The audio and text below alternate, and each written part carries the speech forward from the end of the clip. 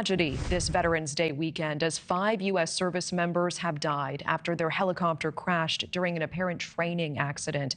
U.S. military officials say it happened over the eastern Mediterranean Sea. NewsNation correspondent Ryan Bass joins us live with the very latest on this. Ryan, what do we know? We know this was a tragic accident, Natasha, and on this Veterans Day weekend, it serves as quite the sobering reminder of what our service members are doing in their unwavering sacrifice that they are giving each and every day. U.S. European Command confirmed the chopper crash happened yesterday during this routine training. All 5 service members that were on board were killed when the aircraft went down over the eastern Mediterranean Sea during an air refueling mission as a part of this military training. Now, European Command said that search and rescue efforts are ongoing, but they have yet to release the names of those crew members who were killed out of respect for their families. Now, the training crash was not related to the ongoing war between Israel and Palestine.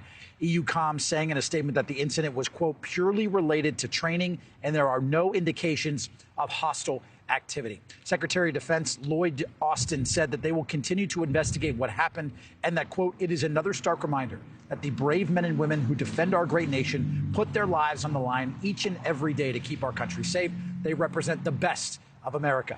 We will remember their service and their sacrifice. President Biden issuing a statement as well this morning saying that he and the First Lady are, quote, praying for their families and friends who have lost a precious loved one, a piece of their soul. Our nation, our entire nation, shares their grief. Now, while EUCOM is responsible for U.S. military operations across Europe, portions of Asia and the Middle East, we have not yet been told which military service that aircraft belonged to, but more details, Natasha, are expected to get released, including the names of those fallen service members in the coming days. Yeah, and Ryan, separately from that tragedy, we're hearing reports of yet another attack on U.S. troops this weekend, and the U.S. is retaliating. What more can you tell us about this?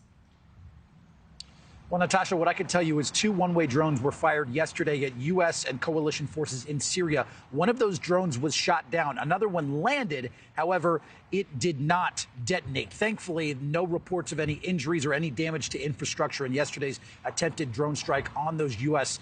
Military forces and allied forces in the region in the last month. We've seen 47 attacks, 47 on U.S. troops and allied forces in that region within the last 30 days. And this morning, U.S. defense officials confirming that they have struck back, carrying out 2 new airstrikes against Iranian targets in eastern Syria on a training facility and a safe house. Now, that's the second retaliation by the U.S. this week. Here's video of a U.S. airstrike on Wednesday, which wiped out a major weapons facility in Syria used by Iran's Islamic Revolutionary Group troops. A senior defense official confirmed that this strike was in response to the ongoing threats and attacks at U.S. bases in both Syria and Iraq. There has been at least 47, again, on U.S. troops and counting since October 17th. The Secretary of Defense says they will continue to defend our forces.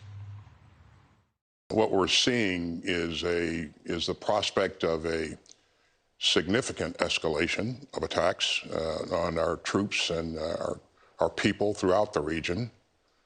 And because of that, we're going to do what's necessary to make sure that our troops are in the right, good position. They're protected. At least 56 American or allied troops have been injured by these attacks in Syria and Iraq. It's clear that these attacks aren't slowing down. Secretary Austin said today that the president, quote, has no higher priority than the safety of U.S. personnel, and he directed today's action to make clear that the United States will defend itself, its personnel, and its interests. Natasha? Okay, Ryan Bass with that live report for us tonight. Thank you. Thank you for watching. Go to newsnationnow.com to find NewsNation on your television provider. And don't forget to click the red subscribe button below to get more of NewsNation's fact-driven, unbiased coverage.